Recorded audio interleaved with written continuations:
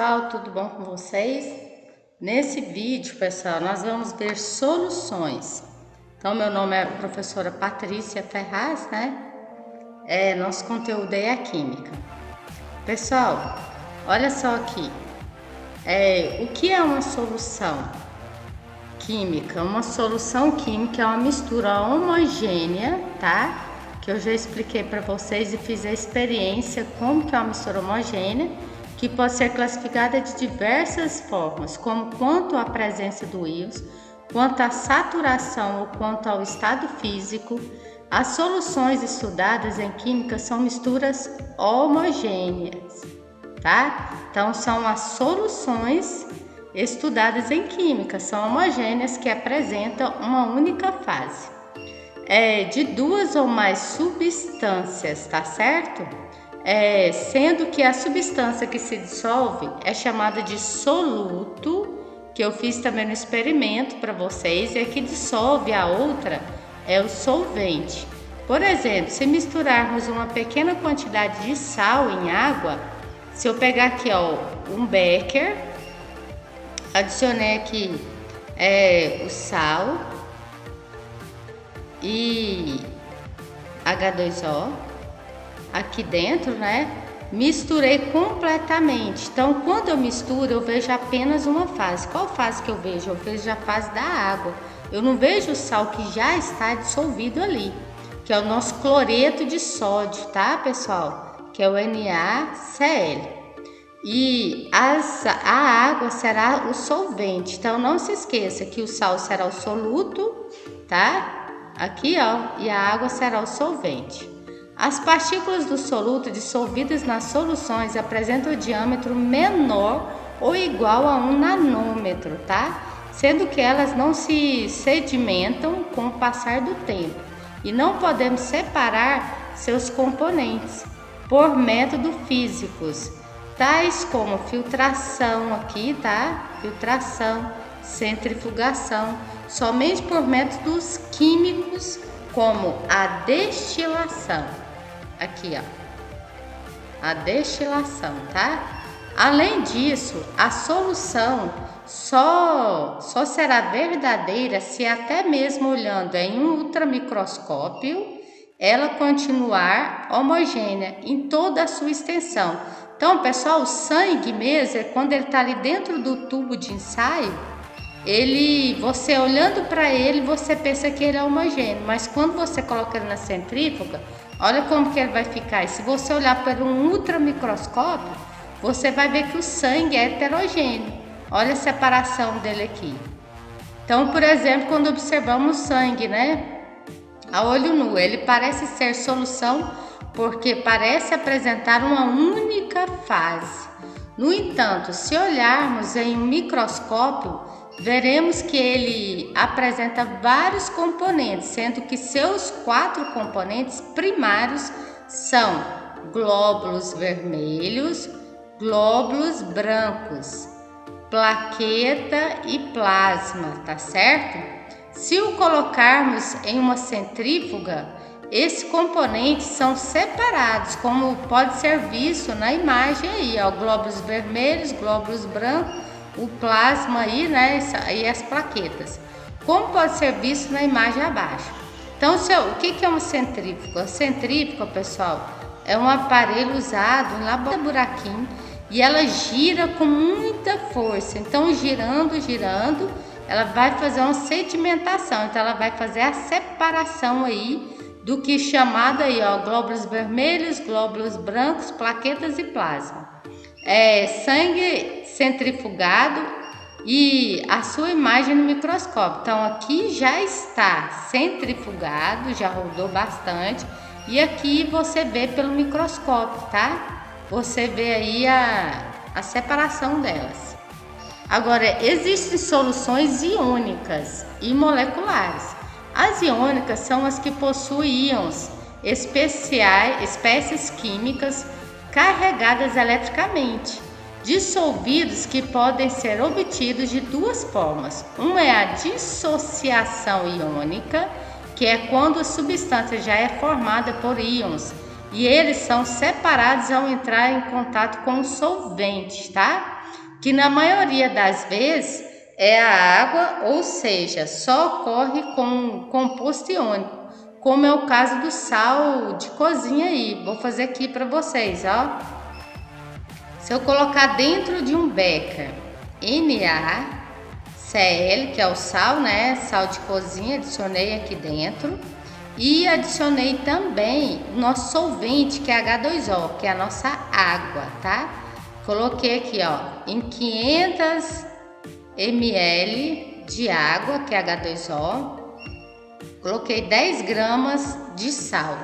Então, quando eu adiciono esse sal aqui dentro, o que vai acontecer? Vai fazer uma dissociação do Na com Cl.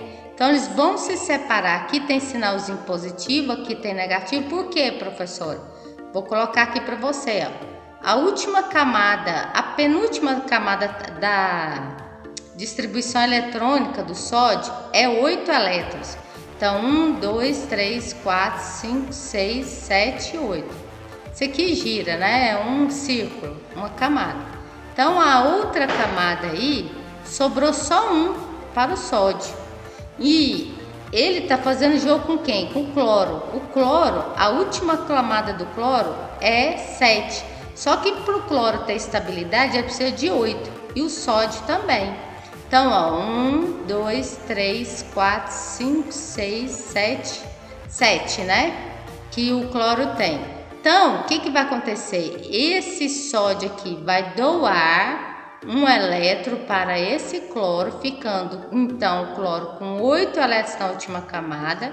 Essa camada aqui deixa de existir, então existindo apenas a penúltima camada do sódio, que seria 8 elétrons na última camada.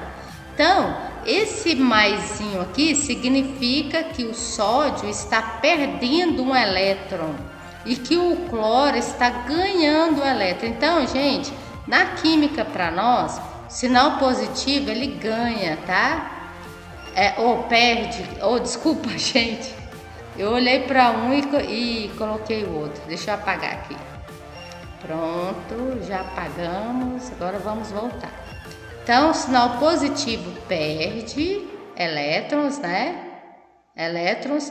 Sinalzinho negativo ganha elétrons. Ok, pessoal? Então, quando eu adiciono o NaCl aqui dentro, vai fazer uma dissociação. Fazendo essa dissociação, porque está aqui, ó, com o solvente, aqui que o nosso solvente é a água. Então, esse é o solvente e esse aqui é o soluto, tá? Então, eu adicionei, misturei, o que vai acontecer? Vai fazer a separação entre essas moléculas. Aí, ó, tudo separadinho.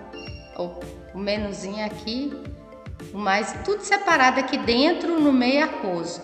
Então, olha só.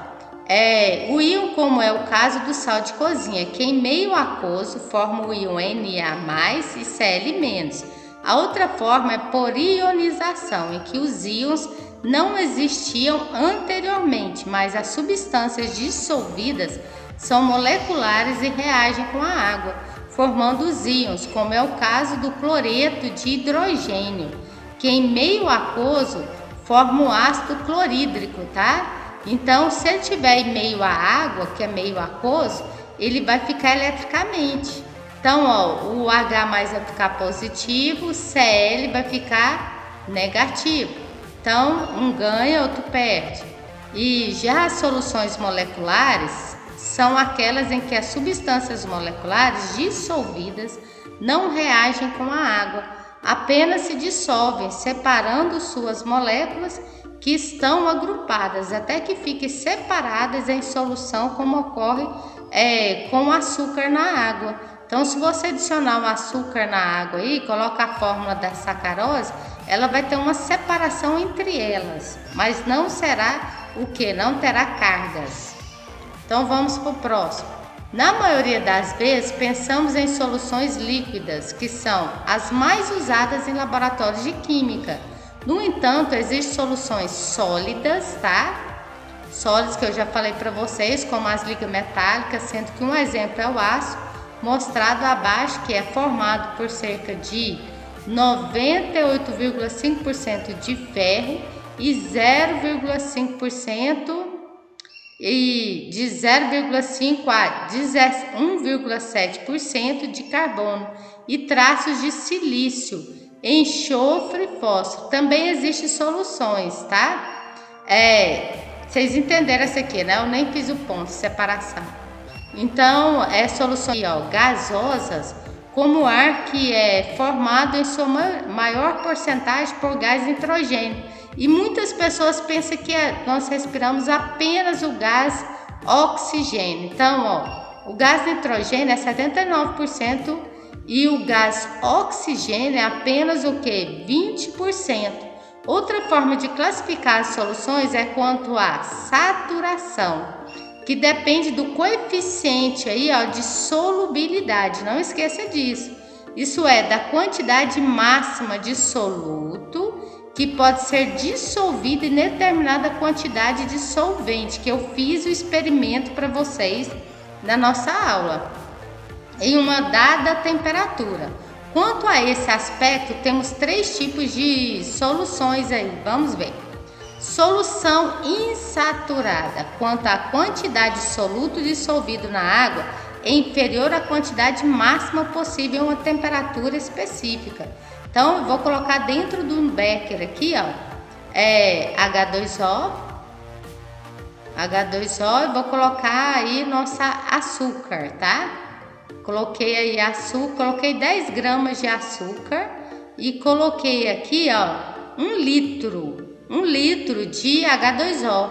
Então, olha que tantinho que vai ser. Então, quer dizer, solução insaturada é quando a quantidade de soluto dissolvido na água é inferior à quantidade máxima que essa água pode diluir, tá certo? Vamos passar para o próximo. Solução saturada agora. Quando contém a quantidade máxima possível de soluto. Então a solução saturada é quando contém a quantidade máxima possível do soluto dissolvido em uma temperatura específica.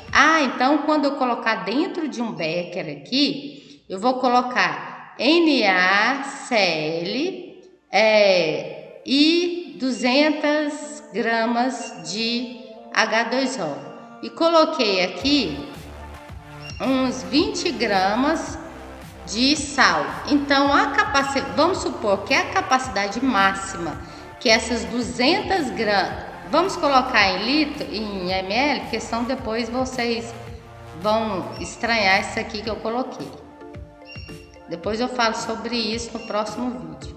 Então, 200 ml de H2O. Então, essa 200 ml, vamos supor que ela dê conta de dissolver completamente esse sal e não pode colocar nada de sal a mais, porque aí ele vai ultrapassar a quantidade certa, que ele dá conta de dissolver. Então, a solução saturada é a quantidade máxima possível de soluto dissolvido em uma temperatura específica. Pronto. Sabemos que atingiu esse ponto quando adicionarmos mais soluto e ele não se dissolve por mais que misturemos, sendo que a quantidade em excesso vai parar no fundo. Por quê? Porque quando você coloca muito, aí ele já não dá conta mais de chão ou corpo de fundo, tá certo? Isso aqui, vai se chamar corpo de fundo, corpo de chão ou precipitado. Agora vamos ver a solução aí supersaturada.